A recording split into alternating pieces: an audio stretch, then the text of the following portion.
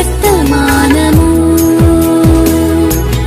వినుమా ప్రియనేస్తమా, విని నీవు ప్రభుని విశ్వసించుమా. వినుమా ప్రియనేస్తమా, విని నీవు ప్రభుని విశ్వసించుమా. Praise the lord. దేవునికి స్తోత్రం.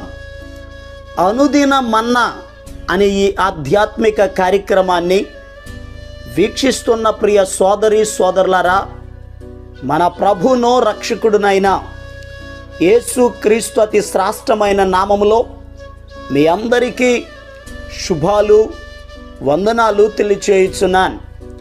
ఈ శ్రేష్టమైన సమయంలో దేవుని పరిశుద్ధ గ్రంథంలో నుండి యెషయా గ్రంథం 12వ అధ్యాయం 2వ వచనం, ఇదిగో నా రక్షణకు కారణభూతుడగు దేవుడు, నేను భయపడక ఆయనను నమ్ముకొనుచున్నాను.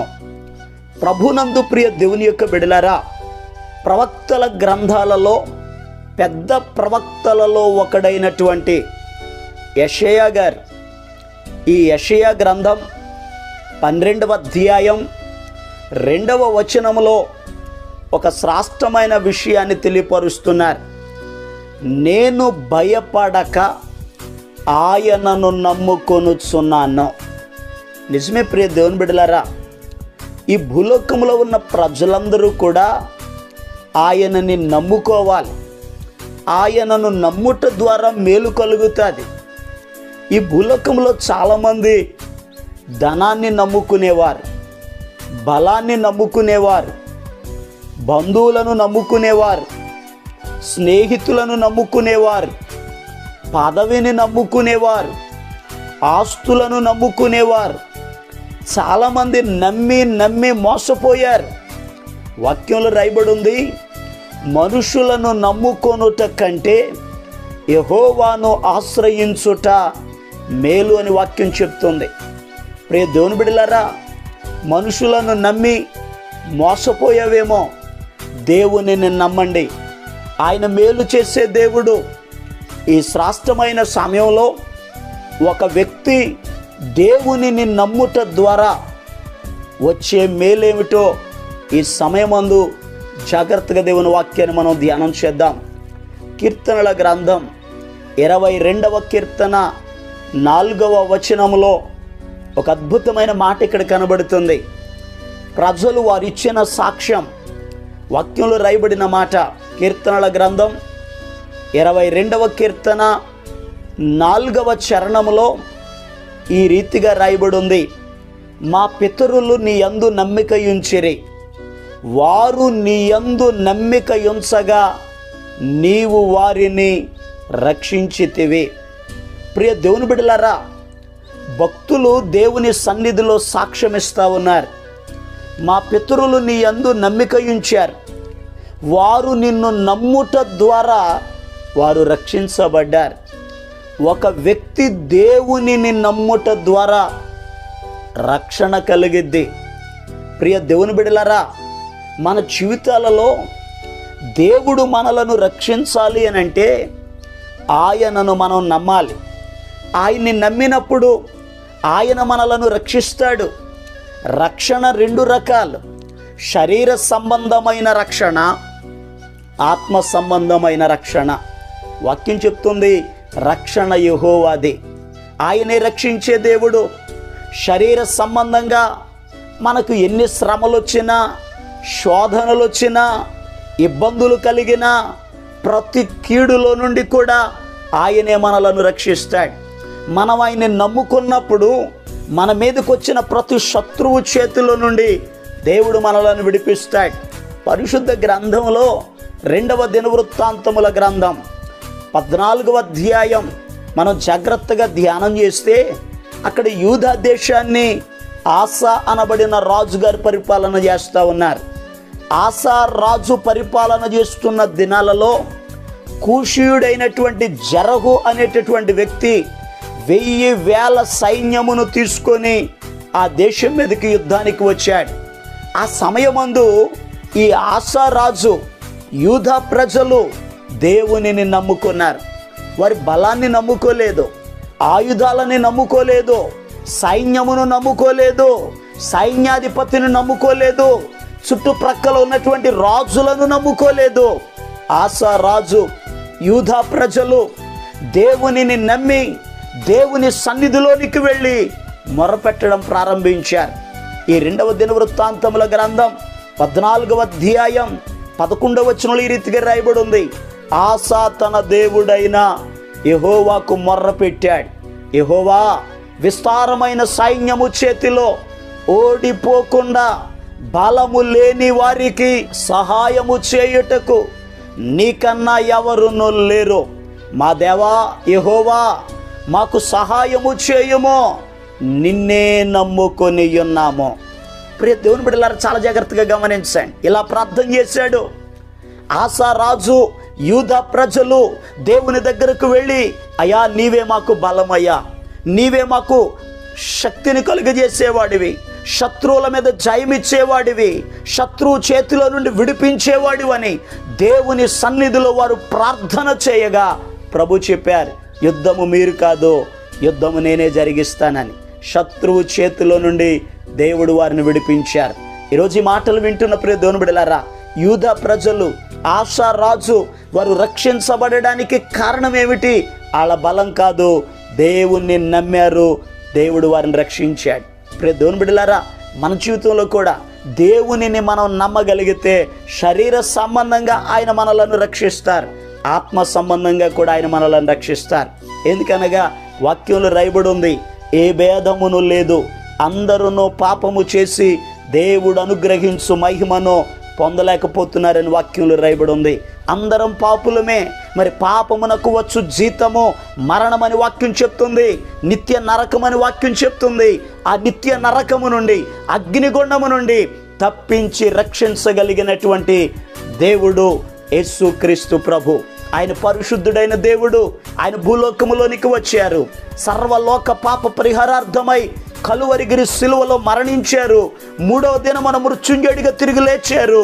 40 దినాల ప్రజలకి కనబడి పరలోకానికి ఆరోహణమై వెళ్ళారు. ఆయన ఉండే స్థలములో మనమును ఉండులాగున మరలా ఆయన రాబోతున్నారు. ఎవరైతే మార్పు చెందారో, మారు మనసు పొందారో, బాప్టిసం తీసుకున్నారో, ప్రభుని నమ్ముకున్నారో, ఆ నమ్మిన వారిని నిత్య నరకము నుండి రక్షించి నిత్య జీవములోనికి నడిపించడానికి యేసయ్య త్వరగా రాబోతున్నారు. ప్రియ దేవుని బిడ్డలారా, ఆయన్ని నమ్మండి. ఆయనను నమ్ముకొనుట ద్వారా ఆయన మనలను రక్షించును. అందుకే మార్తతో యేసు ప్రభు అన్నారు, మార్తా, నువ్వు నమ్మిన ఎడల దేవుని మహిమను చూస్తావని. ఆయన మహిమ కలిగిన దేవుడు ఘనమైన కార్యాలు మన జీవితాల్లో జరిగిస్తారు.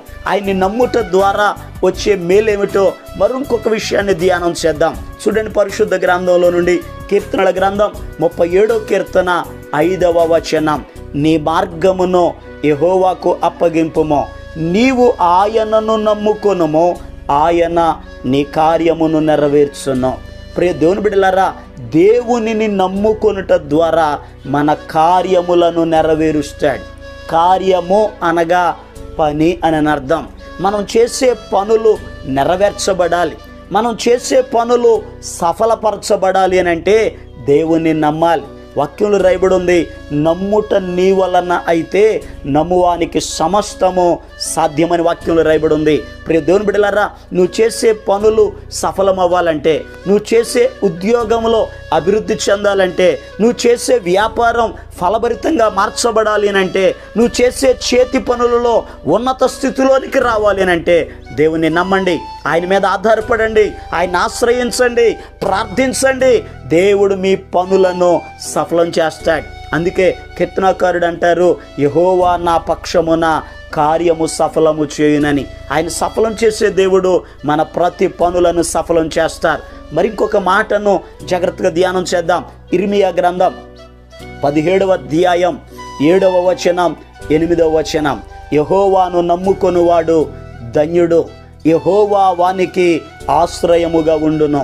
వాడు జలముల యొద్ద నాటబడిన చెట్టు వలె ఉండును, అది కాలువల వారను, దాని వేళ్ళు తన్నును, వెట్ట కలిగినను దానికి భయపడదో, దాని ఆకు పచ్చగా నుండును, వర్షము లేని సంవత్సరమున చింత నొందదు, కాపు మానదు.